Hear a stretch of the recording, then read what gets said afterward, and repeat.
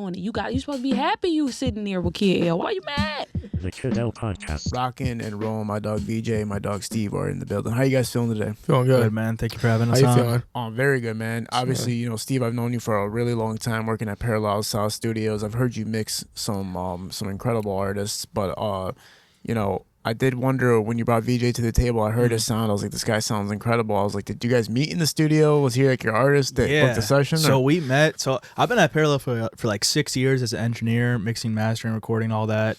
Worked with a lot of people, but Vince, him and I met like a year ago. Yeah, it was a year ago. Yeah. Came in random as hell. He just booked me online. Honestly, I didn't think he would ever come back. I'm not gonna lie. Yeah. He just came in freestyling, like it was like a weekend beat or something, just like so. And he was still in high school too. Like he literally just graduated, so he's like senior in high school, you know, messing around in the studio. I'm like, all right, this kid's probably not that serious. But then he kept coming back, and we had really good chemistry. We just clicked right away. Started working together a lot, and then. I ended up kind of just like being more involved with like producing him and whatnot, like kind of like developing his sound. Yeah, for sure. Yeah. Picking what beats he's doing. We started like co-writing songs together, stuff like that. And then it got to the point where we were working together so much, I was like, I should just start managing him. Amazing. Yeah. So early on, it was like the weekend vibes. Was that what you were going for early on? Yeah. So kind of the whole story is kind of a funny story. I've always been interested in music. It's always been a big part of my life. So I was, like I said, I was a soccer player. So I always planned on playing college soccer. I had a chance to, and I was in my room one time making like beats. It's like, oh, this stuff kind of sounds good. So I went to like the studio by my house. It was like a lesson studio, not like a recording studio. And I was like, hey, I got some shit. I want to put it down. I was like, guys, I got a recording studio. And they're like, no. They gave me a card that I still have to this day that wasn't Parallel, some other thing. And for a week, I spent researching for studios that I want to go to. And after this, I found Parallel was like one of the best ones. And like Steve said, it was a randomly booked him. I just booked him and didn't know who he was in the first time. We kind of just hit it off. And in the beginning, definitely like more like weekend, kind of like dark sounds, I'd say is what we started with. And then we moved into more like Tyga. And now I guess we're more like kind of like Tory Lanez type vibe. Tory Lanez, Boogie, but he's also got some more like alternative stuff, kind of like Ocean Drama, like kind of like the Swag album by Justin Bieber. It's kind of got that more like alternative pop type vibes, you know what I mean? We're definitely I like being versatile, so we can switch flows. So depending on who you work with, you can kind of do on old beats. It's my kind of lingo, I guess. Well, he's like the richest guy in the whole music industry. Just the guy's well, he was until Scooter Braun got his hands on him. Yeah. He was nuts. His manager, bro, he did him dirty. So, where are you from? I'm from Ray Township. Ray Township. Where's that at? 29 Mile. 29 Mile. Far, bro. I'm up there, man. I'm up there. I've never even heard of Ray Township. Middle of It's right nowhere. by Washington Township. Yeah, It's right by Washington. yeah. I got friends that live out there. Right by where? Yeah, right by Ray. So, well, early on it was sports for you, and then music came along. Yeah. So I've always, like I said, had like a big kind of connection to music. I feel like it always like moved me, and I felt something always when I listened to a song or when I would like kind of freestyle some stuff. And then for sure, my whole life, the last 3-4 years, always like, okay, soccer is kind of the main sports. I was gonna play college soccer, but I mean, this is just felt from God. You know, this is definitely something that I feel like is a part of my life, and I do it. Me and Steve talk about it all the time. I do it for like, you know, for me, obviously it's like a therapy session for me. It kind of can release some feelings and stuff, and depict it, like kind of create a story in my music, and that's why I really do it. And for everyone to see like looks on everyone else's faces to kind of see they enjoyed the song or they going through a tough time or some stuff like that is kind of why I do it. So after a little bit and being in the studio, I'm like, this is really what I'm supposed to do. So this is just, it's a grind. Me and him every day in the studio, every day, 8 hours a day. Damn.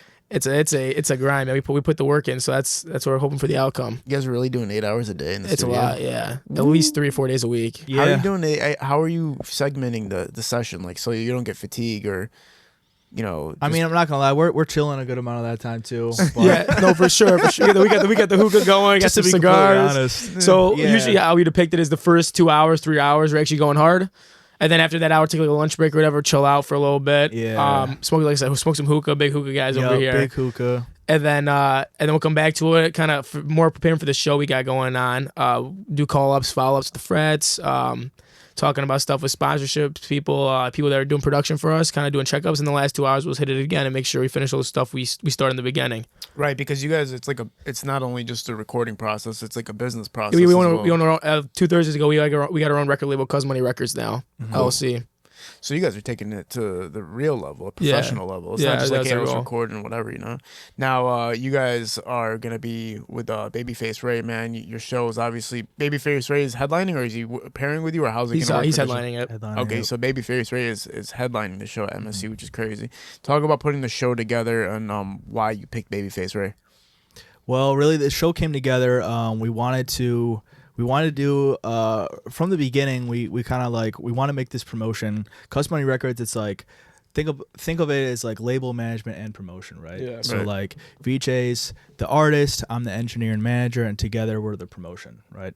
And so we had this idea to do a college tour because it's like we're a small artist, we're a small company or whatever, but VJ's kind of pretty well known, I'd say, from in school and from people at MSU and stuff like that. Yeah.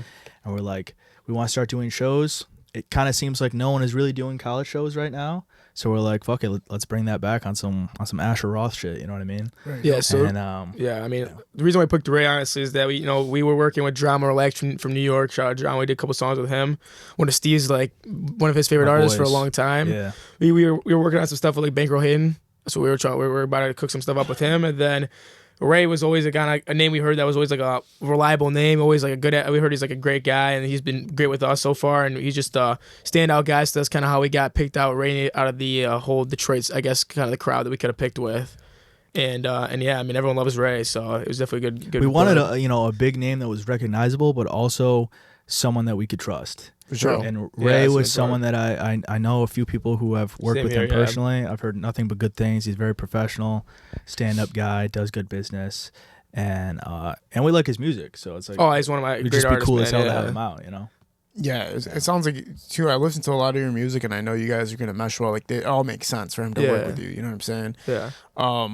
Talk a little bit about you said you have popularity in the school and everything. How did you build that popularity? So I think everybody that knows me and like people that I'm talking to, I guess now I've always been like a personal guy. I've always just been like I don't care about who you are, where you're from, who you're with. I've always been like a personal guy where if you're a genuine person, I'll be genuine to you back. So I think doing that, and also I'm a pretty fun guy. I say where I go out, have a good time, we go to little parties and stuff like that. So I say from me being like just a genuine person and kind of connecting with people on a deeper level, that's kind of how I got to be pretty well known around my area for high school and all that, and then get to know I've known at like Michigan State, Michigan, all those colleges, Central Michigan.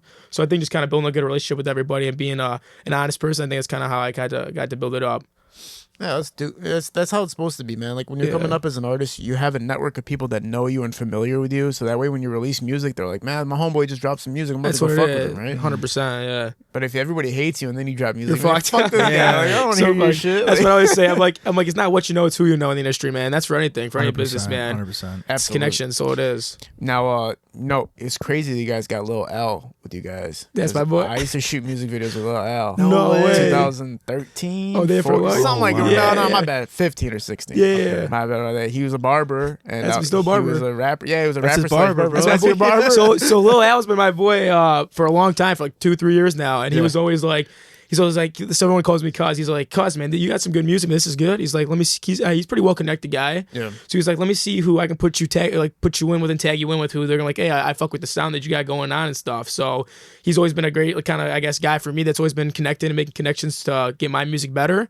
So I mean, like 4 months ago we started doing the show. I'm like, who do you think would? He threw out Ray for shows. Like his first name he threw out was Ray, and they hooked us up with my boy DJ Chrome. That's Yeah, our boy. And I Shout out talk to him Chrome. literally every day. Yeah. And I told Alex today, I said, how about you come with us? You know, because like I said, he's been my boy for a long time, and I was like, why don't you come with us and kind of open it up and let's do it together, man. We'll bring you along. He's like, fuck yeah, dude, let's do it. He was excited, man. So that's kind of we got in touch with him. Just a good friend for a long time and helped us out, get a little intro, and yeah, that's how we're doing it. Yeah, he used to make good music, man. Like I haven't heard his recent stuff, but I remember like I was like, this kid's actually pretty good. Damn good. Yeah. And then Chrome's obviously a legendary DJ. Man. Hell yeah, Yeah, doing Chrome's the man. goat. Yeah, he's a dog, man. Great. I know a lot of people that know him too, so he's been awesome with us, man, helping us get stuff Yeah. out. We want to work with him for a while. Let's for talk sure. about the roots of your music, man. Lyrically, where you come from. Yeah. What's the passion behind your music? So the passion about my music, I guess, like I said, I have more like a party style, I'd say, where it's more kind of a like club music type stuff. For me, it's always, like I said, I'm always like a fun person. I like having a fun time and being with everybody and enjoying stuff. So the songs like Cabo is one of my most popular songs everyone likes. Like I performed at probably 14 grad parties. I did like homecomings. I did like my grad, I had stuff going on. It's just, I like seeing everyone's look in their face when they like say the lyrics back to me, man. It just gives like a warm feeling to me that they're all having a good time jamming out. They're drinking, smoking, they're just partying, jumping up and down. That's kind of how it started. Where I just like people that are having a fun time. That's why I make the music. It's off the love, cuz. It's off the love, cuz. But yeah, man, the lyrics are just. I mean, I like a lot of my like enough. Some other songs I got that are coming up new. They all got a story behind it, man. If it's a heartbreak, if it's some party stuff, if it's about some girl or whatever, it's always got a story in it. Obviously, some other stuff is a little bit generic, but it's definitely got a story in it, man. So everything's got a deeper meaning for sure. Do you find more women finding your music and appreciating it, or man? I'd say it's 60-40 probably men. My boys love the music, man. The girls like it a lot too. Like they'll be jamming it out for sure. But I think the guys are just. What do you think? That's what I think. I think the dudes like the party stuff more, but I think the girls definitely like the slower stuff more. Like one of my first song ever on the radio, Out of My Mind. The girls love that one. That was what they like most. Damn, son. Yeah. So they heard your ass on the radio and they're like, oh shit. Yeah. So you're like a celebrity around the whole damn school, probably. Yeah, right? no, it was definitely good. Like I said, it was a great high school, man. I got to do a concert in my high school too, which was awesome. That was a great time. And yeah, man. Now we're full time this. Incredible stuff, man. Now, as far as production and beats and everything like that, how do you source your beats? So we kind of go through. We have a system. There's obviously a lot of apps that me and Steve use, and it's definitely a partnership thing. How we'll hit a beat. We'll go through there's like BeatStars, and we have our buddy Eli who got some beats that makes for us too. Mm-hmm. He's out of LA, and we'll click beats that we got, and I'll kind of go on and start freestyling a whole song because all the things I sing in the studio is all freestyle. I don't write stuff down. I freestyle everything. So we'll kind of do a collaboration on like what sounds good, what he thinks will be good, and then when I start freestyling on it, then like he said, I'll go in the studio, I'll start cranking out songs, do a freestyle to a whole song, and then we'll start putting pieces together about like punching in lines. Like he's like, hey, this is good, we can make this one better, and we start creating some lyrics to put together. Very cool, man. That's what I kind of think. Very cool. Now, the collaboration in the studio, man. Obviously, when you find a producer that understands you and it's a good back and forth going on, talk about the trials and errors you went through before you found Steve. So before I found Steve, I actually was never in music, dude. So you never even got to have a bad engineer? Never got first engineer. That's the worst, dude. That's what I said. So literally, as I said, it's like meant to be, man. Because we just literally clicked off the beginning. He's been all, like I said, Steve's my boy, man. I spend more time with Steve than my boys, dude, man. Not even close. Because obviously we're always doing it together. So yeah. I feel like I said, from a guy, I feel very blessed to get put in contact with the right guy, and we're making it happen. Like I said, we just click every single time. Where it's not, we really don't argue at all or got come into like many conflicts, man. We just kind of it flows. That's the best way I can describe it, man. It flows. That's dope because I'm in a band. I play the drums in a band. We've been to like 8 studios, bro. There's so many garbage studios. Yeah, and they tax the fuck out of you, and you're just sitting there like, dude. For sure. Like, so you're lucky to find somebody who's like a professional and understands the business. No, of the definitely game, right? for sure, man. Now when it comes to, the party lifestyle, man, what's your how did you get involved in the party lifestyle? So just because of school? Yeah, man. So I've always been a big party guy since like my sophomore year of school. I've always been like a big guy where they're always like, oh, what's up? It's Vince or it's Cuz, like I said, they call me and they're like, oh, we're gonna go party. So I've always been like a big party guy from there. And kind of experiences or being at parties, like I said, being with some other girls or just like being with the boys and like having fun times and like going out, driving around, doing shit. It's kind of what kind of made me to kind of talk about some like stuff I have in my songs. Like there's a song called Party Life, talking about the party life, man. So I've always been kind of big, like always big on fun, where I'm always a happy go get guy, man. I'm always just like, I'd rather have fun in life and be happy than stress out about some problems. Obviously everyone's got work, everyone's got a lot of stuff you got to not worry about, but you got to do and take care. You got a lot of responsibilities as you're getting older, and I'm realizing that now as an 18-year-old guy, but I've always been like, hey, you got to have a little fun in life always, and happy to keep yourself uplifted and keep doing what you got to do. So that's kind of how it's always been for me. What campuses are partying the hardest these days, man? Man, MSU's the shit, man. I gotta lie. MSU and CMU. Crazy, yeah. We were just there Friday. Yeah, it's Friday bumping, night, man. yeah. What happens over there? What are you guys doing, man? What's the intel? I don't even know if we can say it, man. No, I'm joking. Is that crazy over there? Yeah, it's good. They bump over there for sure. So just like a lot of house parties and shit, and then obviously like the bars are crazy. Like you go downtown, it's just packed. It's a good feeling down. That's what I like about it. Everyone there's just chill as shit, man. They're Everyone's always just trying to have a good time. You know what I mean? There's no like bullshit. That's what I explain, man. They're always just down to have a good time. Yeah. So I like them. What school has the most bullshit, do you think? Like the one where it's like if you're going there, you might not have the best time. Might get rowdy out there. Fucking Western, maybe. Western maybe. Or Yeah. Central. I think Central was bumping. I think Western maybe. Probably Western.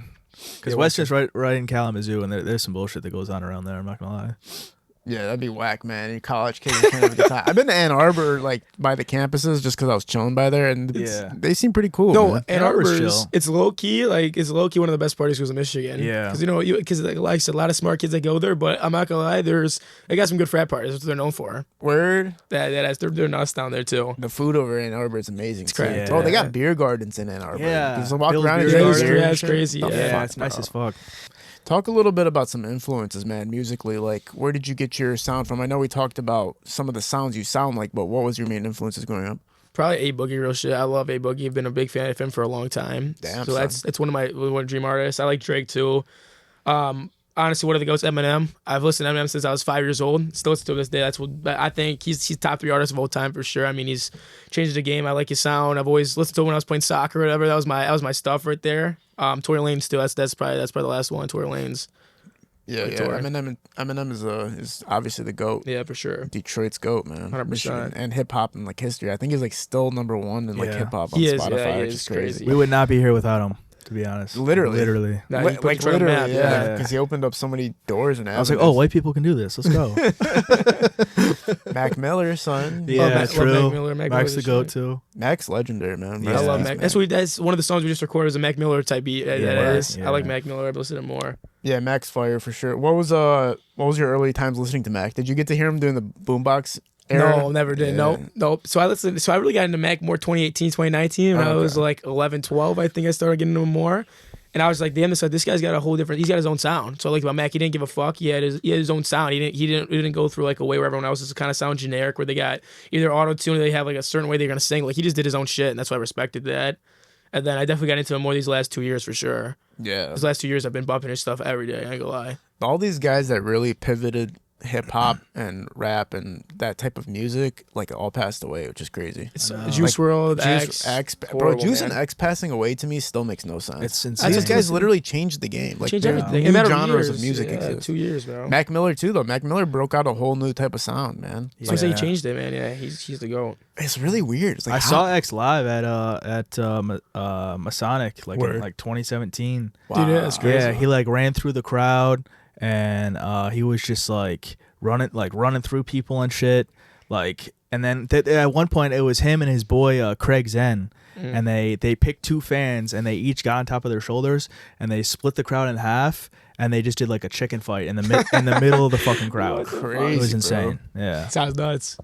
He created a whole new sound. Like it just sucks, bro. Yeah. The emo type, it's like the emo dark trap type stuff. He was, like I said, X is definitely, man, big influence for everybody. I feel like he genuinely like popularized like the distorted vocal in rap music now.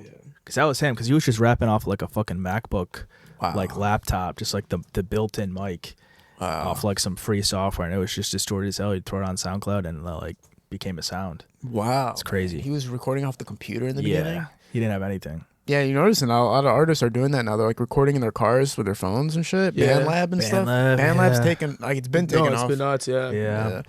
But like you got to get in the studio, bro. Like Yeah, no, Yeah, I told know. Steve one time, he was like, I call him 12 o'clock at night one yeah. time.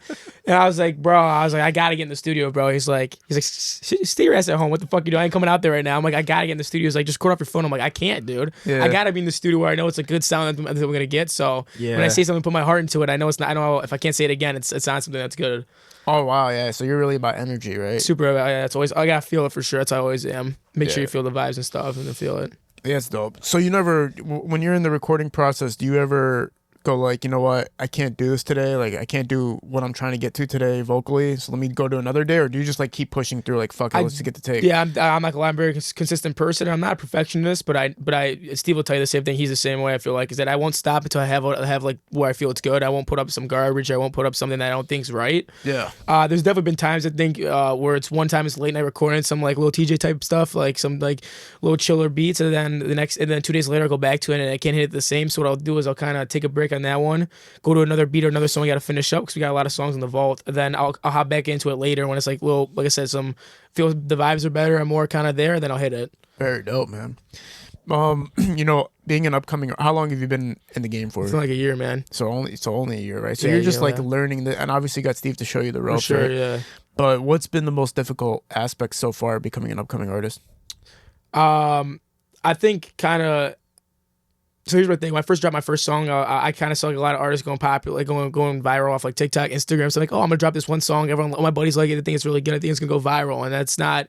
I learned that very on, man. It's not you just drop one song and it goes viral, man. You gotta bust your ass and work. That's why I say to Steve. I mean, we bust our ass, man. Like I said, I'm a very hardworking kid, and I won't stop. For me, I really won't stop till I get what I really want. That's honestly, God, I got pushed through until I can achieve what I really need to achieve. So I think what I tell artists when I realized early on is that you gotta bust your ass, man, to get what you want. It's not just a one-time thing and it hits it. I mean, for some people it is, but that's very rare. So you gotta bust your ass and make good connections, make good music, and be a good person when you're in your music and kind of connect with people to put it on a bigger platform and get to where you want to be. Absolutely, man. Yeah, absolutely. You know, I was looking at they're making these social media posts about rappers before they were famous and their Instagram profiles before they were famous. Yeah. They had like 30,000 followers, 20,000 followers. And you see their profiles, it looks like all bullshit. It doesn't look like anything they look like today. They're saying dumb shit. They're doing all this dumb shit. I'm like, man, they've been in the game for this long that they went through all the stupid stuff before they got to become legends. That's what it is, man. Yeah. You got to go through like a lot of dumb shit. A lot of trial and error. That's what I learned. Yeah, man. It's a lot of that for sure. But when you have a guide, like you're a guide, obviously, right? When you have a guide, it makes it way easier. For If you're sure. like, if you have nobody, bro, like I had tough. nobody you're telling me fucked. shit when I was coming up. You know, Yeah. the people were trying to like tell me to do the wrong shit on purpose to Yeah. fuck me up. No, So I'm it's- like, oh shit, Damn. I had to figure it out all on my own. But I see my rappers, the biggest things that happen to my rappers friends. They all fucking fall to women. All of them. Every single one that was about to make it would fall to women, bro. We're good. We're good. Yeah, that's like the number. You're gonna I like. know, I've heard that from everybody. Same thing. I've heard it It's from the everybody. number one that gets Gotta you. You be fall in love careful, with some cuz. girl on the tour. All of a sudden, it's like, oh, bro, she got me, and she dumps you, Yeah. and then you're fucked up. You can't make music. Yeah, no. Steve's like, what the fuck are you doing, It's, bro? yeah, Like, no, obviously I'm pretty good. Definitely, we're pretty good head on my shoulders, and like him, my family, my mom and dad, you know, they definitely help me out too to make sure we're going where we got to go. yeah. Because for them, that was a big part for them was supporting me in the music stuff in the beginning because they didn't think, you know, there's someone's be a rapper, honest to God, man, in the beginning. And I told them, I was like, man, I said, this is what I want to do. And then they love it, man. My grandma fucking loves the music too. She be jamming this stuff all the time. So for me, it makes me feel happy. My family supports it too. And then, like I said, they used to just watch me and Steve bust our ass owning our company, man. And we got some people that work for us too right now. So You got I a mean, head it's- on your shoulder. You got a good head on your shoulder. Yeah, 100%, right? man, You don't- yeah. You got no distractions, basically. 100%. I'll full through on this stuff. Are you like man. so when you guys party up, are you guys like drinking and shit like that? Are you guys going crazy with the drinks, or what do you guys? What's happening with this new generation? I heard the new generation doesn't drink no more. So yeah, I feel like definitely the younger kids. I think like the 8th graders, freshmen, all those guys. I don't think they drink as much. Definitely me. 8th graders. 8th graders used to be. It was crazy back in when I was a freshman or sophomore 4 years ago, 5 years ago. The 8th graders were nuts. I'm like, what are you guys doing in 8th grade or middle school? But I think definitely for my friend group and my kind of like got people that are around me right now, I think we definitely go hard for the party and stuff. Yeah, younger generations don't do it as much no more. That's what I'm hearing. Like billions of dollars being lost by the alcohol company. For sure, 100%. What do you think happened? What do you think made people go like fuck this shit? I think breezes, man, vapes. I think it's the vapes and I think it's the carts, bro. That's Kids what are people just high smoke, off their yeah. ass. Like, why would I need That's to drink? yeah, a lot of my buddies are like You know what I that because, like I said, I'm a big cigar guy. I got some cigars or whatever, and I like myself drinking. But my buddies, they love breezing or whatever. Breezing or they're smoking weed. So I think that definitely draws away from alcohol. Yeah, My for sure. cousin's uncle owns Breeze. Like Yeah, literally owns really? the entire thing. Oh shit, that's money. He's chilling out. Yeah, oh, he's a Well, yeah, billionaire. he's- He's a fucking he's- billionaire. He doesn't give but he does not give a dime to anybody. That's the Fuck. story. Yeah. Like you can work for him, but he will not give you a penny. It's crazy. I was like, bro, the guy's a billionaire, bro. Yeah. But that's how they are, though. I feel like I know. Like, I've heard all these Does stories he where live in Michigan? Yeah. that's how they get Yeah. to that point, though, because they don't give out. They're smart. I mean, they just keep their money to themselves. Yeah, true. At It that is point, really he- crazy though. And when he told me, I was like, "So where's your money?" He's like, "He ain't like that." Like, you know what he told me about him? He says he goes to work every day and he just goes home and go to a restaurant on the weekend. Yeah. He might go vacation twice a year and that's it. He's He chill doesn't as do guy. shit. Yeah. So he just Doesn't- acts like he doesn't even have it. Yeah, he acts like he basically. doesn't have the money. What is he gonna do with it? Like, is he gonna pass it down to his family or no? I didn't hear anything about that. Yeah. I just heard he's rich as fuck and doesn't give anybody He said any he can't money. take and it just with lives you, the man, most yeah. basic lifestyle. But have you ever met somebody who like got rich? That happens sometimes. You'll meet two types of people who get rich. One of them, they splurge, they go crazy, and then 100%. one, they literally act like the money doesn't exist. Adam Sandler, man. They still act like they're broke, even though Yeah. they have. They live a humble Man, lifestyle. Man, Adam Sandler dresses like shit, but he lives like a Yeah, baller he's- still. No, he definitely looks like a chilling, baller. he's He's got some chilling. yachts and a nice house, but I mean, Yeah. he keeps it low key. Not really, but kinda. No, those kind of guys, bro. That he just dresses like. I'm telling you, bro. I'm talking about those guys who literally. My cousin, he owns like a huge dealership. He's rich as fuck. He acts like he has no money. Like he doesn't act like. I see what rich, you're saying. You know what I'm saying? I don't know if I was rich, bro. Like a billionaire rich, I'd be like. I'd be splurging on the whole team, man. Everybody billionaire Maserati, is crazy. What you want, Lambo. But would you be? Would you still make music though? 100%. I tell you, man. This is just. This is what I feel like I need to do, man. Just feel like my goal is to definitely make a big impact in this music industry, man, and be a top artist for sure. At That's my that goal. point, making music would be so fucking easy because it's like you could get any artist you want. You can collab with whoever, like Drake, any producer, any artist, any songwriter. Go to any studio, you know what I mean? Like you could do a tour with whoever you want. Like didn't Kanye West run out like an entire? Yeah, he ran out the stadium for 24 days for Donda. Atlanta Falcons, wasn't it? Something like he ran that. out for Donda. I saw his video. His video was him just in the locker room the whole time. Yeah, 24 days, man. That's some serious money. It was it was $1.4 million a day. I guess. I think that's what it was. Whatever I saw, it was nuts. It was like $1 million. It was like $1 million a day. I wonder why he did that though. Because he's Kanye, bro. Yeah, well, you know they say like an artist needs a certain type of energy. Like he's trying to gravitate. Like have you ever been to the Eminem used to perform in this place called the Hip Hop Shop. Yep. They used to freestyle and rap. They used to do rap battles in there. I walked into it one time. I like stood in it. No way. Bro, there's actually an energy in that bitch. For like sure, right when yeah. you walk in, you're like, what the fuck? Like you feel like rapping. Like, You feel for sure. You feel it. Yeah. So like I feel like these guys that are all rich, they try to put themselves in the best atmosphere possible to make a song. Yeah, get away from those distractions, man. Yeah, because there's a dude who made a song like in like Jamaica just outside. Like he brought like the studio equipment outside. He just was in front of the sea recording. The album That'd sucked, be vibe. but Yeah, like, that's bad. he was in the zone though. He's in the zone, guys. Off the low, yeah. But like, you know, like even like studio sessions, right? You have to set the atmosphere for the artist, right? Yeah, 100%. He'll like it. I like it dark in there. I like it darker. The LED lights on. I like it when like it's maybe got a candle going. We're smoking some cigars or whatever. Yeah. That's what I like Keep it. it clean, you know what I For mean? sure, Keep yes. it smelling good.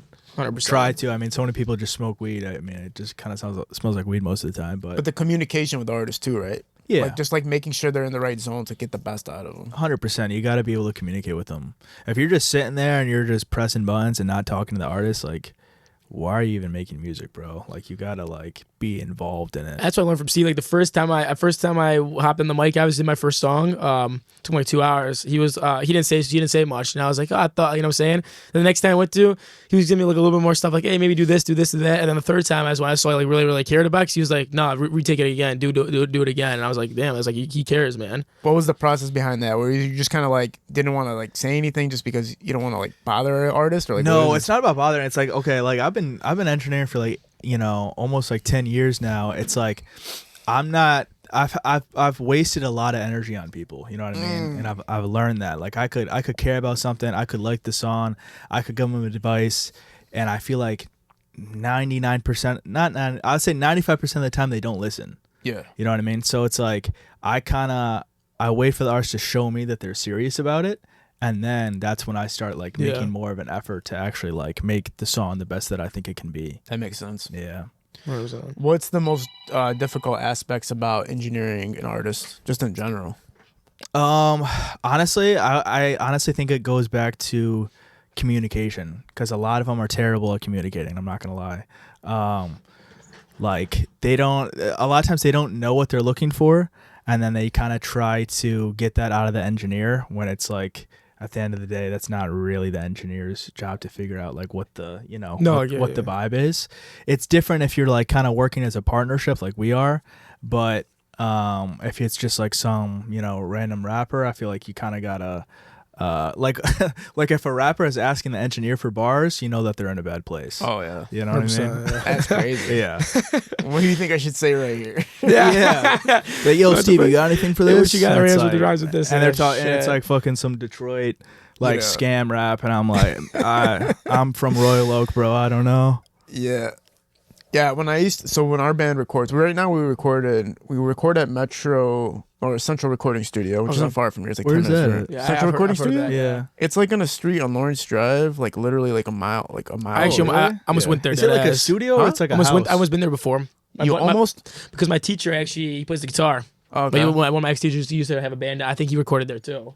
It's basically a house. Okay. And this guy named Vet owns it. It's fucking amazing. Like, you go in the basement, there's drum sets, microphones, everything, and upstairs there's a studio too. Oh, that's fire. But he's the best recording engineer we've been at so far. But then we master with Kwang here. Yep. We're mixing and mastering with. Well, no, we're mixing with Kwang here. Hell yeah. So he's been phenomenal. Shout out Quan. Bro, we gotta mix it, bro. We just been through so many terrible engineers, It's bro. been that bad, huh? Bro, there's like, we had this guy named Ryan, this other guy named Ryan, this guy that was a vampire from What the Soundscape in fuck? Royal Oak. You ever been to Soundscape? Yeah. Dude, there was a guy that was a vampire, bro. His name was Gorge or some shit. Straight up, like fangs and everything. Bro, this is how I'm gonna put No, it. you're Every fucking time around. we pulled up to him, he looked like a different person.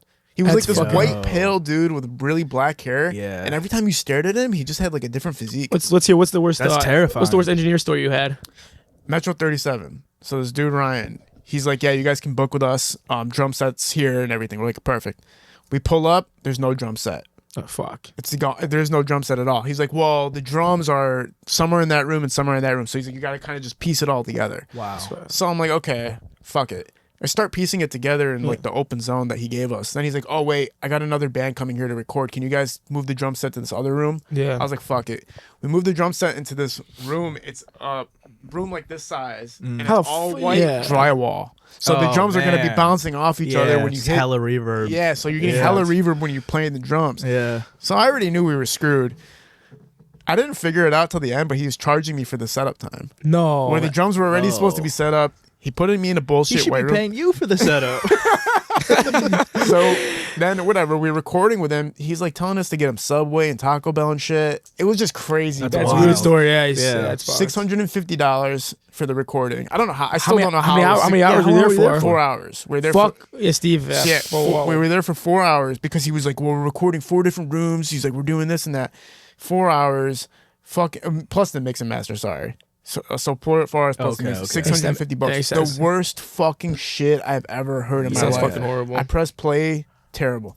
So Man. that was the worst ever, and they treated us like fucking shit, dude. That's the worst. Yeah. They have no respect for somebody else. It's fucked like they're up. annoyed that you're there. Bro, that's how I felt. Like Yeah. I walked in, I was like, "What's up, guys?" Like, you go this way." I was like- so I figured out later like why they treat you like that. They have like such big celebrities going there that if you're not a celebrity, they don't give a fuck about Yeah, you. like, It's fucked up. You know what I'm saying? But every artist should be treated like fucking with respect. Some dignity. Yeah, That's what I say too. 100%. Yeah. But you know what the worst part for artists is? If he goes to an engineer and the engineer knows the artist doesn't know any better, they'll take advantage of the artist. 100%. You know what I'm saying? You never did that? No, he's never done it before. Or like, you know, there's Splitter. the whole new trend now where like engineers be on their phones and shit. Like just like not even Yeah. paying attention to the session. Yeah. You gotta stay locked in. I think that's what we prioritize here is like obviously quality in terms of recording and mixing and our equipment. Like I genuinely do think we are It's badass equipment Top for sure here. Yeah. 3 studios in Michigan. But also customer care. Like Yeah. you were saying, you gotta treat each client like they're important and like take a little interest. Like if you're a new engineer trying to get clients, like make the first like 5-10 minutes just talk to them about like Get to know them a where little they're bit, from, yeah. how they got into music, their inspirations, all that. Because like you might think like, oh, that's just like small talk, it doesn't really matter, but that makes a huge difference Yeah. Of if they course. actually feel like you care about them and like the music you're making. Do you have like a stream list? Like do you keep track of your streams? I do, yeah. I just use like there's like a I forget what it's called. It's like Muse.io. It's just like a app. Where you at right now? I'm at like I think 6 million streams. Woo! Yeah. That's good, man. 6 milli, son? Yeah, I see you, my boy. trying to get to 10. You feel me? We're gonna set up. Who's the artist that you got to the mill with? I would say so. Last year I did a song with this girl named Allison, and she had this song called Nichelle. And a week after she put it out, it went ballistic on TikTok, like went super fucking viral. And A&R ended up reaching out to me to get to her. They flew her out to New York. She did On the Radar. She'd had all these meetings. I believe she signed a deal and like has management and all this shit now. But that song literally got like 1 million streams in I think less than a month. Wow. So that went crazy. And then also like earlier last year or Georgiana. late last year, yeah, I worked with Georgiana. No way. Yeah, she was on tour. She had 2 shows in Detroit, so she was here for like 3 days. And my buddy Drees, who's he's a A&R for Baby Grizzly, T Grizzly's brother. Yeah. So I work with Baby Grizzly and stuff. So he put me in touch with Georgiana. She came. We did a session together, and then the song we did ended up being 219 Intro, which is the first song on her album. Wow. So that's how I got like that placement. Was just her being in town. That's sick as fuck, Yeah, dude. So that did some numbers too. That's fucking sick, Yeah. bro. She's chill as hell too. She was Cool cool? girl. Yeah. So she's funny, bro. She's just like goofy and like chill, just vibing. That's Yeah. dope. Yeah, I always wondered what she was like in person. Because she popped up kind of out of nowhere. Mhm. You're like, is she an industry plant, bro? But then you Yeah. heard the music and you're like, nah, she's not an industry plant. Yeah. No, yeah. She's raw talent for Yeah. sure. No, she's good, man. But her team behind her is smart as fuck. I'm not gonna lie. Like the way that they're doing her creative direction and everything, They promote like, you her can really tell good, there's yeah. a lot of there's a method to the madness for sure. Oh, yeah, for Yeah. sure. You got to have people hate you a little bit. That's the That's trick. good. I think if you're polarizing, you're in a much better place than if everyone loves you. Yeah. You know what I mean? Because if everybody loves you, technically, it's not everybody that loves you. It's like a small amount of people that love you. Yes. But if like some people hate you, then it makes more room for people to find you and love you. Yeah. Like, why do you guys hate this motherfucker? This Yeah. guy's great. Exactly. Yeah. My favorite story is Elvis Presley. They said that he had a lot of fans, but then he had a lot of haters. Yeah. So they made pins that said "I hate Elvis," like the actual team. Genius. And So they sold fucking them to smart. people that So hate him. fucking Genius, smart. bro. Killed them. Bro, Profit off Yeah, the they killed that haters. shit. I made so much fucking money. Yeah. bro. That's who talks the most though, is the haters. Yeah. Like a lot of fans will just enjoy it Comments in and shit, silence. You know, yeah. be like, "Oh, this is cool." The haters are the ones that are like leaving comments and like sharing the shit with their friends and like, "What is this bullshit?" You know? Yeah. No, that's why the real weird thing is like Pitchfork does these 0.0 reviews now, and I What think is they're that? fake. Like, ever you know Pitchfork? I know is? Pitchfork. Yeah. So now they're doing like they'll like an album just released. I think it was Tiger or some shit. Yeah. They gave him a 0.0, and I'm like, I think this is marketing. I'm pretty sure it's marketing because it's like for sure. Like a They're 0 just- out of 10. 0 out of 10. How the fuck you taking Bro. 0.0? Cuz Yeah. what the fuck? That's crazy. That's like he's like the underground king. Dead ass. They But keep I up. think it's marketing. I think what they do is go like, we'll give it a 0 so everybody will go listen to it. Because if you give it a 6, I and it's think like, I know why. Yeah, it's- actually, it's- low key. I don't know. I'm kind of talking my ass, but I think because I read something that he used AI through the whole album. That's true. And I think that's why Oh, they were he like, did? "Fuck this album." Yeah, Oh, it that's- is. Yeah. So what's your thoughts on AI? Yeah. What's your thoughts on Allen Iverson? Because we don't use it at all. Because we don't use it at all. I can't What do use you it. use it for? I don't. But auto-tune is technically somewhat AI. No. You don't really use Don't it. pull Yeah, I that said- bullshit, bro. I said we don't really use it too Autotune's been skid that around for much, I like ain't gonna 20 lie. fucking years, man. Yeah, I mean, AI it has the only AI that I could say that I really use is like if I'm mastering a song, there's some plugins that like have like an AI assistant, right? And it's supposed to say, kind of give you a rough idea on like an EQ change or something like that. Yeah. I might use that as a reference or a guide, but I'm not like saying like AI like master this song for me. You know what I mean? Yeah, I feel like That'd be crazy. No, That'd be I said I nuts. feel like you're doing But AI. we're getting there, which is scary. No, but I feel like you're doing Yeah. AI. Like I know like a lot of other bigger artists are using AI. I feel like it's not raw. You know what I'm saying? It's not real. You're just typing it into a fucking internet and seeing what it creates for you. That's Yeah. my thoughts on it. That's why I want to use it. Bro, they said like 30% of the songs on Spotify right now are AI. 100% they are. 100%. Nuts. I heard they're cracking down on it though. Yeah. You should. It's I like hope plagiarism, YouTube's yeah. doing some new thing where they're cracking down on AI. Instagram, TikTok, they're all cracking down. Now it literally says like in the corner it's AI or not. Yeah. It sucks, man. But you know what, dude? My whole theory is AI, that wave we already had of all everybody pushing it on us, we already decided we don't fuck with it. Yeah, 100%. And so now the creatives, the real artists get to shine again. That's Yeah. true. I agree. Yeah. But I feel like rappers have been having it really hard. Artists in general have been having it really hard for the past decade, dude. Because we went from all that ever happened that went wrong with artistry is before there was an aspect of boundaries. You couldn't get into the entertainment industry unless you were extremely skilled. 100%. But now because social media has lowered the marketing dollar, You can be and shitty get rapper, free get in, exposure. yeah. You can put yourself out there 1,000 times, put a big bag behind you. Now, just because people see your face, you become famous. That's what it is. Literally. Yeah. Before, Yeah. back in the day, you would have to be on MTV, you'd have to be on the radio, Yeah. Yeah. you'd have to be doing big shows in order for people to know who the fuck you are. Now it's like I just upload myself on Instagram 1,000 times, promote what it, it- boost yeah, it, that's now what it people is. know. Yep. Like, look at Neon, right? Like, what Yeah. the fuck is Yeah, Neon? dude, I was gonna Yeah. say the same fucking thing. Bro, That like- guy's a fucking. I mean, he's been streaming for like 6 years. He's like a little squirmy kid, and then now he's just this big ass. This And guy's now worth with like Iggy fucking. Azalea He's with and that. shit or whatever. Literally, Tens of Neon is the millions. most talentless person on I the hate planet. that kid. 100%. I'm not gonna lie. Talentless. There's not as I'm not gonna there's say not I a hate single him, but strain. I know strongly yeah, dislike the kid. But yeah, no, I mean, I don't get it, man. That's what I think Yeah. about Twitch streamers. I mean, bro, these guys are just getting a crazy bag for just doing nothing, honestly, Nothing, bro. bro. Literally nothing. But it's sad because it's like that's like what so many kids are watching now. It takes Like, away they're from not, rappers like, too, man. They're not 'cause watching like cool stuff on YouTube or like stuff like that. They're just watching some Twitch streaming. Fuck.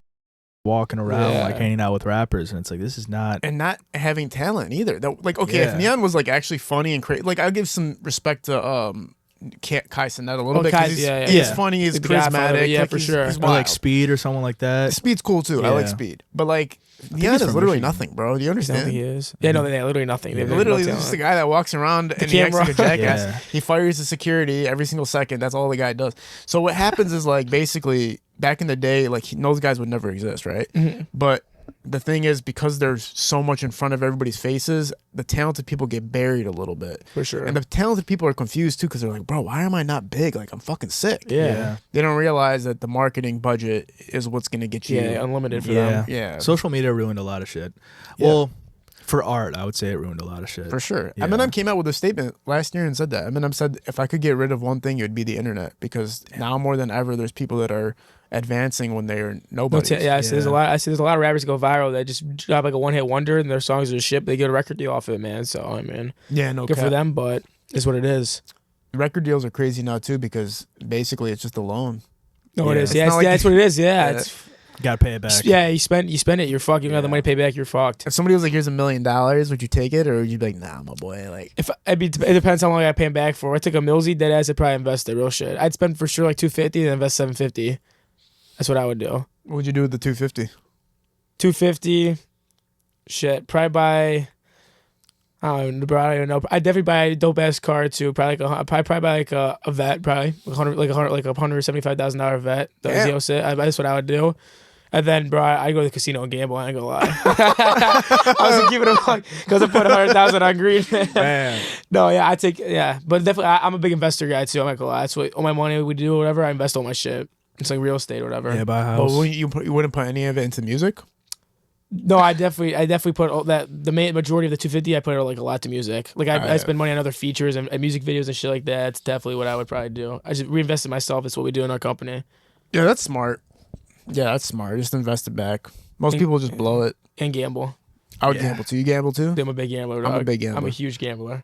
I gamble a lot. What do you like to play? Blackjack, man. Man, roulette and That's the shit. Texas Hold'em. I think, 5. you got, I love think to- you got the best odds with roulette. I'm not gonna lie. No, best odds. So here's the thing. I'm a big Craps gambling is guy. the best of those. Crabs Craps. I don't know how to play craps. or baccarat's the best odds Oh, too. baccarat, 50-50. too. But I'm not gonna lie to you. I'm a huge poker guy. I go to Storm Eagle all the time playing those poker tournaments. Word. That's you should come one time. Everyone want to go. It's money down. how They do got a lot of money. you how do you perform? Like, are you how much? Like, you know what I'm saying? Like, how do you get out early? Like, how long do you last in the tournaments? Pretty good. I'm actually a pretty good poker player. Like when I was in Punta Cana for my senior spring break, or whatever, I made 4 G's in 4 hours. Wow. And they were all like, they had like some WPT guys that were there, and I just hopped in the room, paid the how much it was for the buy-in. I stayed there 4 hours, grinded it out, and I took almost all their money. Wow. That ass, You ever yeah. play No Limit? That's fucked, man. I ain't gonna lie. That's I mean, No Limit. Cadillac of poker. It's the problem with No Limit is that, bro, you can just get bitched around. Someone's got a lot of chips and you sit down, you just get bitched around, man. It's not you can't vibe that way. That's where I'm at. I don't give a fuck. That's why I go. The thing about me is I'm so no one you can never tell. I could have pair aces and I could check you, or I could have fucking 2-4 and I'll go all in on you just to see. What was the biggest bluff you ever won with? It was in Punta Cana. It was a $2,000 pot. I had 5-8. The guy had a fucking flush. I had 5-8 and I got 2 pair. And there was a straight flush on the board too. It was all like clubs and shit. So I bluffed like I had the straight flush, and then he folded. He got down on one $2,000 You showed his pot. cards after? He flipped them up. I said, yeah, I'll flip if you flip. He goes, all right, bet. He's like a 55-year-old guy. He flipped this shit, and then I was like, I flipped my shit. He got so fucking pissed. Oh my Like, god. it's like, what so the he had the fuck? flush. He did, yeah. You beat him. He with thought I had the pairs. straight flush. Yeah, I fucked this shit Wow. up. My buddy was so funny. My buddy was sitting right next to me because he was just off to the side. Like he was just like, hey, I was like, I'll pretend to be your security, just like looking after you. And he was like, he's like, what the fuck? And then he was going How crazy. much did you take from him on that? I bet you I took probably $1,000 from him. Oh my god. That's some real shit. He was probably like, nah, no fucking way, bro. Like, what a dumbass. He was pissed. I personally, I mean, You must have took it far though. You probably took it really far. Because if you got to 1,000, yeah, you took it far. I did. It was, but I was playing really. I was having a lot. I was showing what I do is when I have good cards, I'll show, and when I have bluff and shit, sometimes I'll not show. But the couple hands before, I was winning a lot of pots. I was getting like really lucky on the hands, and I was showing him good shit. So that's what I think he thought. You wear glasses? Never. I like people seeing my eyes. I like it because I can fuck with them, man. I mind fuck them. How do you read somebody? So that's my way in poker to see how you are. Everyone has to tell, man. I ain't gonna lie. Like when people like I see a lot of people that they'll like look at their cards and then I know they have a good hand to look at their cards twice. Like you already know your cards, man. You don't gotta look at it again. Some people start. I mean, that's some people go on their phone and start getting nervous.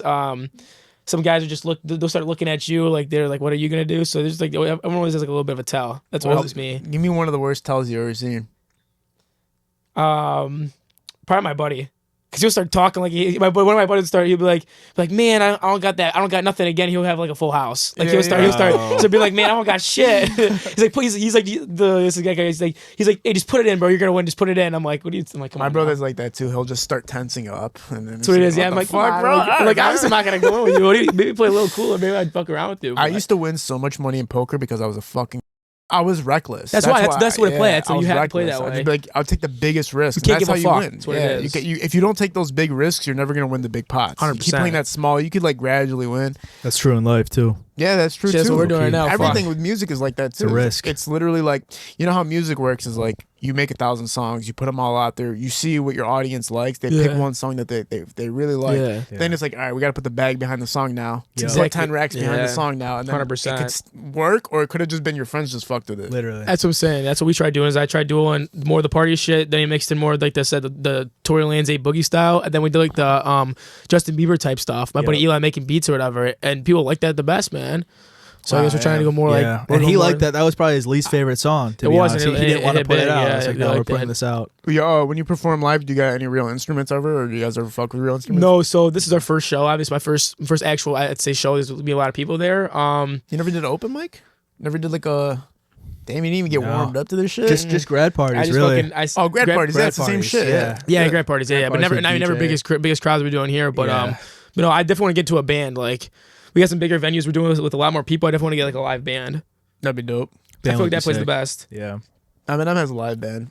When you watch the show, yeah. I feel like it sounds the best, man, with the live band. The music's way better. Live drummer, bassist, electric guitar. Oh, that's fire. So, well, you want to do it? You want to be the drummer or what? Yeah, there we go. Oh, me? That ass. I'd bring no, I can't play like that. Oh, I'm not come on. I can play to the music. I'm not like that type of shit. Nah. Eminem drummer is like fucking ripping. Oh, for sure. It's like fucking crazy. Travis Barker out there. Sometimes they have two drummers. They have two drum sets. I'm like, what the fuck? That's wild. Yeah, that's what I think. I've been to a lot of concerts. I'm a big concert guy too, and I think that live music's the best sound. I think out of anything. What's the best concert you ever been to? Bruno Mars, probably. Bruno Mars. It was really fucking good. That Post Malone. This is like a little take, but Maroon 5 was really good too. I ain't gonna lie. Damn. Maroon 5 is pretty good. I seen The Weeknd live. It was insane. I see that sounds nuts. I was right next to him. Like I was center stage. He had like this big ass long stage. I was right next to him. That's I was like, fucking. whoa. He's fucking man. He was the best sex music ever, bro. That's my dude. That's The the Hills, guy, man. That's bro. my shit. I ain't gonna Because you lie. don't feel gay when you're fucking The Weeknd. You feel kind of like when you're listening to Usher, cool. you feel a You feel little chill, bit gay. yeah. Fucking Yeah. Usher, like The this is kinda mysterious gay, shit. right? But The Weeknd, it's like. Man, dark room. You're with your girl. You got a Ciroc. You're going crazy. Just sounds Ciroc. sexy. Yeah. Back in the day, boy. 100%. But yeah, Weeknd's a great artist. So talented, man. So fucking talented. I think Like, he's like Toronto, like piano player, like nobody. Like Yeah, he was 10 years. homeless for a minute. he was homeless. Then his buddies moved 2009, 2010 in a House of Balloons. Yep, House of Balloons. They were like throwing like weird parties, and then I guess it's funny. I just saw a story on him on like on Instagram, but I guess his first year making music, no one knew who he was. So he dropped House of Balloon tape, and it was never had a face on it, so no one knew who he was. And then Drake fucking found him like always. Yeah. And Oh, Drake found him. Drake found him. Drake found him, tried to sign OVO him. Nexo, yeah. But he didn't sign. He went and made XO instead. Independent, yeah. What do you think the biggest plant in the industry is? Ian Dior. Ian Dior? Really? Here's what I think. I like Ian Dior a lot. Interesting. I actually really like Ian Dior, but everyone says he's a big industry plant. I would, bro. I'm not. So maybe not. I don't know. I think too many people say it's industry plant for him to not be. I feel like he just blew up out of nowhere. But I fuck with Ian Dior heavily though. I think that's a really hard question because I think what most people think as an industry plant is just a small independent artist that actually secretly has a label behind them. You know what I mean? And that's like how a lot of artists are. Like you see someone blow up out of nowhere. Let's just say like Georgiana, for example, right? She came up out of nowhere, but she only came up out of nowhere because before that she truly was, independent, just putting songs out. And then she got signed to Atlantic or whatever. But a lot of people, like, you could be signed to Atlantic and then still release music and and when you release it, it doesn't say that you're publishing or whatever. It's under Atlantic, so people still think that you're independent. Meanwhile, you have a whole team behind you that's Putting kind money of in, like filling you. yeah, doing all like the social media stuff for you and putting money into marketing and stuff like that.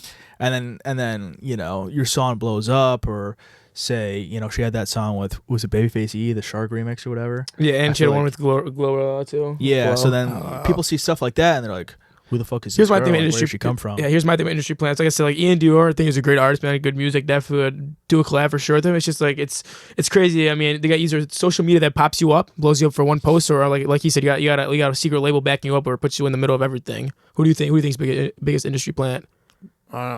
Shit, I don't know. I just sometimes see rappers pop up out of nowhere that look like other rappers. I'm like, that guy's fucking a plant. dude. Yeah, For sure. Like they're all wearing grills. copycat. It's the same thing. Yeah, Everybody's yeah. wearing grills and they're Copy fucking paste. Yeah, what the No, fuck? for sure. That's also what I hate so much about social media is they've made artists just like part of the algorithm. Yeah. Where they're like, oh, Lil Baby is popping right now, so let's just make another artist and put him on Lil Baby beats and copy his. That's same- what he fucked me in copy the his same beginning. look yeah, and his with style that. and everything like that. And I'm like, why would I listen to him if I could just listen to Lil Baby? That's what we did. We had a good There's nothing Drake. unique We about had a that. Drake beat, and I killed that shit. It was hard. The song was hard. I ain't Yeah, gonna lie. but I I had- was like, bro, this is just Drake. It was bar for bar. I ain't gonna lie. Like that's what he said. He goes, This is just a it's bad exactly- Drake song. My buddy's in here. He goes, oh my god, this shit's fire. It's gonna go fucking viral. And I'm like, see what you think? He goes, bro. He goes, want to be honest with you? I said, oh. And he goes, you're a worse Drake. I was like, he was like, because it's like, why are you gonna hop on someone else's shit and do their flow and their style when you can just listen to them? And I was like, you know what? You're fucking right. So we stick to our shit always. Yeah, it's rare. It's rare that you're gonna make it sounding like somebody that already made it. 100%. It can possibly happen, but it's very rare. Yeah. sure. I mean, who sounds like Drake? Jack that's- Harlow. Jack Harlow sounds like Drake. He's the way Jack. He's the way Drake for Low-key, sure. Yeah, it's his newer stuff. I would say Jack is kind of sounding more and more like Drake nowadays. Really? Well, I mean, he never know Drake, did but he that- sounds closer than anybody else. I yeah, feel like Churchill Downs, he kind of and that whole run and that album, he That kind killed- of like. he killed it. Yeah. I feel like he stripped his own sound back a little bit and kind of just got more of on like a laid back Drake flow. But now he's doing like R&B shit, and yeah, I don't know what he's I think doing, everybody's just throwing everything at the wall at this point. that's what they're yeah, doing. Everything fuck to it, get see you what sync. sticks. Yeah, Yeah, I see mean, what's going. Nobody That's knows. honestly, that's how you have your best chances. Is just like make something unique, make whatever the fuck you want to make, put it out there, But see what it's happens. also, you got. I feel like in the industry, man, where I've seen it, that you got to elevate your flow, man. You got to elevate your state of music, where you can't just have the same thing for so long. You got to like I said, that's why I think Drake, man, he just fucking killed the game because Yeah. he started off the R&B more type shit, and then he just elevated more pop music with a little auto tune he's got on now, and then he just keeps elevating his sound. That's what you got to do. I feel like Unless you're young boy, then you can just make the same song for he's 20 years. He's fucking nuts, man. He's the If you shit. have unique enough of a sound, like a Young Jeezy, Yeah, you can if get you have a a cult Jersey, follower, yeah. yeah, you can do whatever. a Snoop Dogg type voice. yeah. I think it's the voice, man. It's the tone of the voice, Yeah. 100%. I agree. It's like, do I want to hear this like in different versions for the next 10 years? Yes. Yeah, Well, like, who have I listened to forever? Like Eminem. Like, listen, man, Eminem. I grew up listening to him, and then he had this phase where I stopped listening to him because he Yep. was like making music that I just didn't resonate with. Now he Mhm. made a comeback where I'm like, Yep. all right, I'm fucking with you again. Yeah. But he was like, man, he was a tough roller coaster of listening to him, man. He he had had a- some bad albums, dude. He had like that album where he was Arabic or some shit. Yeah, like, he had two that were just the not accent yeah. Arabic shit he was doing. I was like, yo, he did that like UK album too. what's that? It was like he basically just was like like a drill UK. yeah, he was. I'm not like bro. He was just copying like UK drill. Like he was getting on like What was the UK album? drill. It was the one where he was like wearing like it was like Dark Knight demos or some shit like that. What? He was Yeah, wearing like I'll- a black let's play it right now, hoodie look with it up. like a black like mask and shit. You don't know the name of the tape? I think it was like something I'll look it up right now. Play Dark it. Lane demos or Dark Knight demos. I don't know. never heard of that. But I I listened know to like 3 songs. I'm like, bro, this The is just Dark Lane Demos is Drake. yeah. That's what I'm saying. He was on Drake's thing.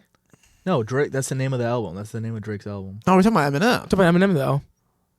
You're talking about Eminem. No, I'm talking about Drake. Oh, I thought you were talking about you were Eminem. just That's what I talking thought. about Drake. No, I we're thought we talking were about Eminem. I said Eminem's That's like why I was so he had confused. like a badge. Yeah, I never heard no fucking Bro, I UK. swear. Oh, I thought you were talking about Drake. No, that's why I was so confused. I was like, I didn't sound Oh. familiar. Because dude, I know every Damn. Eminem drop. That's I what I was thought like, Yeah. too. And I was like, I'm a huge Eminem. I was All right, like, maybe I think- misheard you. My No, like bad. Eminem basically did like I don't know if it was Relapse or Recovery, but It was Recovery. Was it Recovery? Where he Recovery. basically did all the accents and shit like Yeah, that. this recovery. Yeah. No, that wasn't Terrible. Recovery. Was it? Recovery It was. was not afraid. Recovery Recovery's not was afraid. like yeah. I am afraid and all that. Nah, it's shit. not afraid. What was the Yeah. album before that? It's- Relapse. It was Might relapse have been then. Relapse. Yeah, so there was an With the album where pills. he's just doing accents the whole time. He admitted to it, I think in Recovery, that it was a bad idea to do that shit.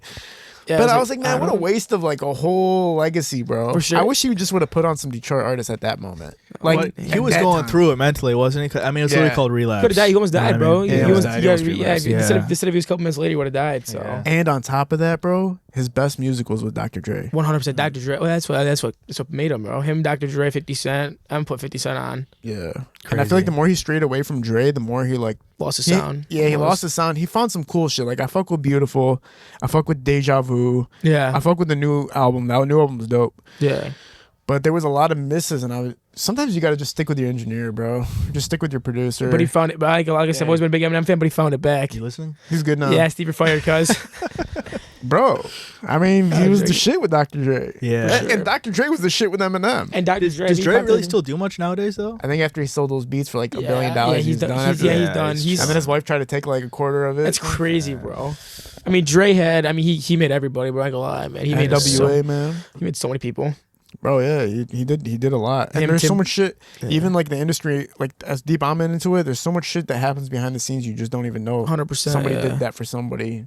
And you know what I'm saying? Like, Like, Yeah. like Benny Blanco, bro. He's on every fucking song. Facts. You know that Benny Blanco's on every. He's a person behind like producing every single person's song. Just crazy. did he straight up steal John Leguizamo's name from I think- Carlito's Way? I don't know. I'm pretty sure Benny I think- Blanco from the Bronx. Yeah, it does sound pretty fucking Probably, yeah. familiar. It can't be his real name. Benny No, it's Blanco. not his real name. Yeah, Benny it's not Blanco's his not his real real name, name. No. That's a reference to You know John where he's from, Leguizamo. though, right?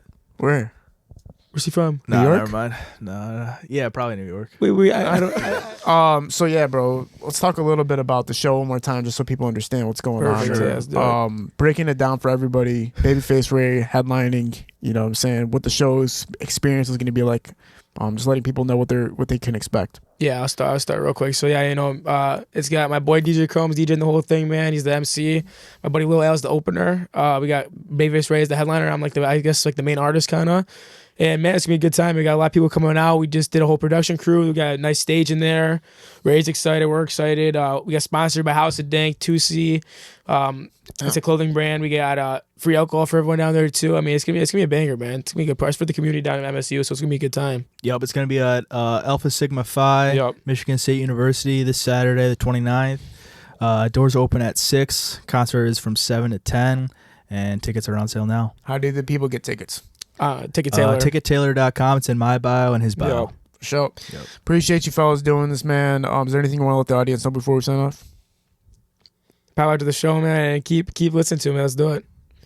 Steve, man, appreciate you doing this. Appreciate you. Bringing this to the table, man. course. All it's really about at the end of the day is sticking together and obviously just advancing with music. Like we can't, I think even with the podcast world and all entertainment, if you stay stagnant and if you don't keep moving forward, you're going to fall off. 100%. So it's just about staying in motion, staying forward, and Evolve or die. evolve or die. Sink or swim, man. You gotta swim. Damn, guys.